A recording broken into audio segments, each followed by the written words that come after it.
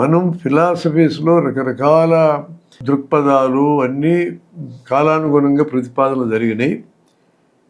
ప్రతిపాదించినటువంటి వాళ్ళు కూడా తెలివిగలే, తెలివి తక్కువలే కాదు, మనకంటే తెలివిగల కూడా ఉన్నారు. అదంతా ఇష్యూ కాదు. ఎప్పుడైనా సరే ప్రజెంట్కు ఉన్న ఇంపార్టెన్సు మిగతా ఏటికి ఉండదు.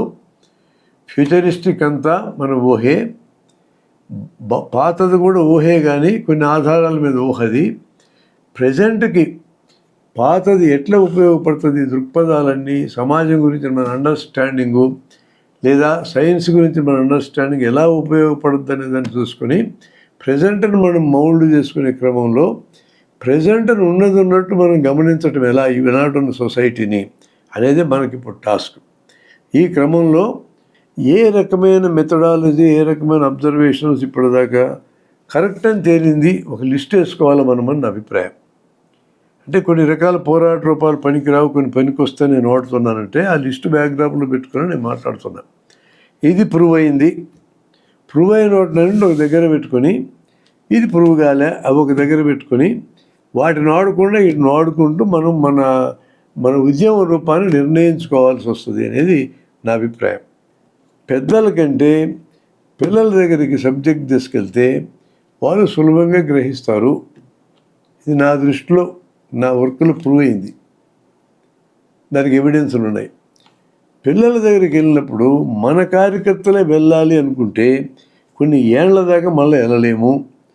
టీచర్ని కానీ పట్టుకోగలిగితే వారానికి 20 సార్లు వెళ్తాడు, అది ప్రూవ్ అయింది. ఎట్లా ప్రూవ్ అయిన ఎతకాల, మనం ఎత్తుకునే చాలా ఉన్నాయి, అవన్నీ డిస్కషన్ పెట్టుకొని ఇది ప్రూవ్ అయింది, ఇది ప్రూవ్ కాలే, ఇది ప్రూవ్ అయిందని ఎత్తుక్కుంటే వాటిలోంచి మనం ఒక ఉద్యమ రూపాన్ని తయారు చేసుకుంటామని నా అభిప్రాయం. అట్లాంటి ఒక ఎండవరికి, ఒక కృషికి మన ఈ డిస్కషను ఏదన్నా కొంచెం సహాయపడగలిగింది అనుకోండి, ఐ విల్ బి హ్యాపీ. అది ఉపయోగపడితే మంచిదని నా అభిప్రాయం. మనం అట్లా వాడుకోవాలనేది. ఇక్కడ మనం కొడిగుడ్డు గీకలు బిక్కాల్సిన పనిలే, ఎంట్రుకలు స్ప్లిట్ చేయాల్సిన అవసరంలే. ఒకవేళ మనకి అండర్స్టాండింగ్ ఎక్కడన్నా తేడాలు ఉంటే కూడా ఏం సమస్య కాదు నా అభిప్రాయం. అట్లా ఉంచండి. మనం అంగీకరించగలిగే విషయాలు చాలా ఉన్నాయి. అంగీకరించగలిగే విషయాలను ఫస్ట్ ఐడెంటిఫై చేసి ఇక్కడ నుంచి ఉద్యమ నిర్మాణం జరగాల. అంగీకరించలేని వాడిని డిస్కషన్లో పెట్టాలి. లైక్ సైంటిఫిక్ మెథడ్లో వాడినట్టే సత్యాలను తేలిని వాడుకోవాలి, అసత్యాలను తేలి పక్కన పెట్టాలి, ఇంకా తేలని భవిష్యత్తు పరిశీలనకు పెట్టాలని వాడు ఎట్లా పెట్టుకున్నాడో మనం కూడా అదే పద్ధతి వాడుకొని ఏవైతే పోరాట రూపాలు సరైన అని తేలిందో ఉపయోగించుకుందాం, తప్పని తేలింది పక్కన పెడదాం, కొత్త వాటిని ఎక్స్ప్లోర్ చేయడానికి మనం ఎండవర్ చేద్దాం. ఈ క్రమంలో ఒక వ్యక్తి చేయలేడు, ఒక సంస్థ చేయలేదు. ఇలా చేయాలనుకునే సంస్థలు అన్నీ కలిసి ఒక దగ్గరకు వచ్చి మినిమం అంగీకరించిన కార్యక్రమం మీద మనం ముందుకెళ్ళచ్చు. మినిమం అంగీకరించిన కార్యక్రమం నా దృష్టిలో exchange of material available with us, ఒక భావజాల విప్లవం కోసము, దానికోసం మనం మన దగ్గర ఉన్న మెటీరియల్ని ఎక్స్చేంజ్ చేసుకోవడం మొదటి స్టెప్ అన్న అభిప్రాయం.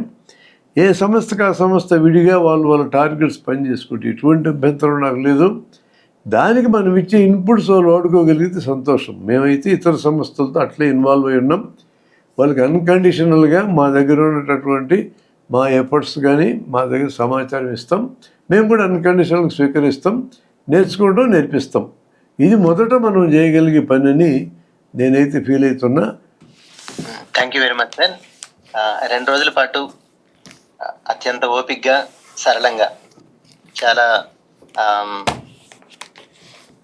కాంప్లికేటెడ్ కాంప్లెక్స్ ఇష్యూస్ని కూడా చాలా సరళంగా చెప్పినటువంటి సార్కి మనందరి తరపున ధన్యవాదాలు తెలియజేస్తూ, సమాజం, సైన్సు, భిన్న దృక్పథాలు ఈ 2 భాగాల్లో మనం చాలా విషయాల్ని ప్రభారెడ్డి సార్ దగ్గర నుంచి తెలుసుకున్నాము.